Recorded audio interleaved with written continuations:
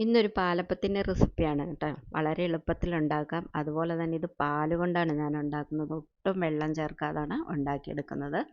ഇതിന് അരി വെള്ളത്തിലിടണ്ട, കുതിർക്കണ്ട. നമുക്ക് അരിപ്പൊടിയും പാലും ഒക്കെ ചേർത്താണ് ഞാനിത് ഉണ്ടാക്കിയെടുക്കുന്നത്.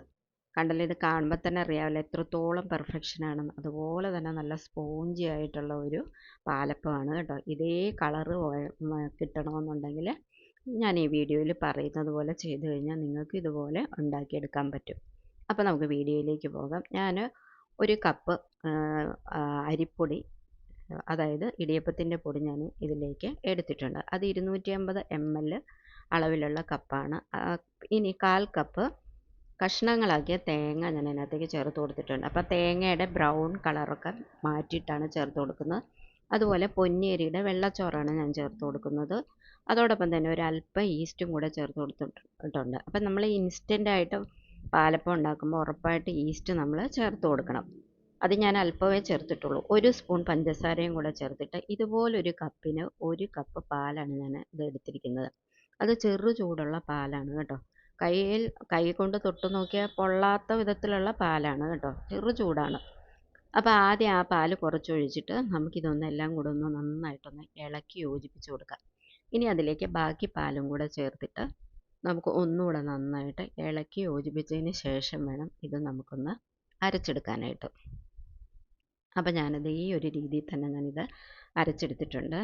അപ്പോൾ ഇനി നമുക്ക് നോക്കൂ, ഞാൻ അതായത് അരിപ്പൊടി എടുത്ത കപ്പിനേക്കാൾ ഒരല്പം കൂടെ വലിപ്പത്തിലുള്ള കപ്പിലുള്ള പാലാണ് ഞാൻ എടുത്തത്.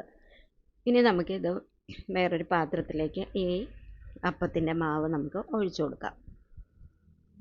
ഉണ്ടോ, ഞാൻ ഒട്ടും വെള്ളം ചേർക്കുന്നില്ല, അങ്ങനെ തന്നെ അത് ഒഴിച്ചിട്ടുണ്ട്. ഇനി നമുക്കിതിലേക്ക് ആവശ്യത്തിനുള്ള ഉപ്പും കൂടെ ചേർത്തിട്ട് നമുക്കിതൊരു നന്നായിട്ടൊന്ന് കലക്കിയിട്ട് നമുക്കൊരു 40 മിനിറ്റ് നമുക്കിതൊന്ന് മാറ്റി റെസ്റ്റ് ചെയ്യാൻ വെക്കണം. അപ്പോഴേക്കും ചെറുതായിട്ട് ഇതൊന്ന് പൊങ്ങി വരും. അപ്പോൾ കൂട്ടുകാർ ആദ്യമായിട്ട് എൻ്റെ ചാനൽ കാണുന്നവരുണ്ടെങ്കിൽ ഒന്ന് ലൈക്കും സബ്സ്ക്രൈബും ചെയ്യണേ.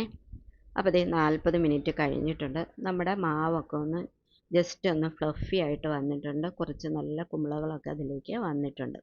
അപ്പോൾ ഒന്നുകൂടെ നമുക്ക് തവി കൊണ്ട് ഒന്നുകൂടെ ഒന്ന് ഇളക്കി കൊടുത്തിട്ട് ചൂടായ ചട്ടിയിലേക്ക് ഇതുപോലെ നോർമലായിട്ട് നമ്മൾ അപ്പം ഉണ്ടാക്കുന്ന രീതിയിൽ തന്നെ മാവ് കോരി ഒഴിച്ച് ഇതുപോലെ ഉണ്ടാക്കി കൊടുക്കുക. കണ്ടല്ലോ, ഇത് ഒഴിക്കുമ്പോൾ തന്നെ എത്രത്തോളം പെർഫെക്ഷനായിട്ടാണ് വന്നിരിക്കുന്നതെന്ന് നോക്കൂ.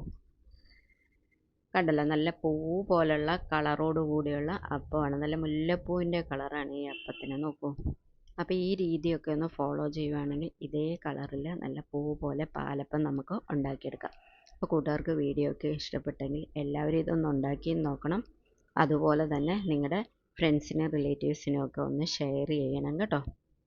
അതുപോലെ നിങ്ങളുടെ വിലയേറിയ കമൻറ്റും പ്രതീക്ഷിക്കുന്നു.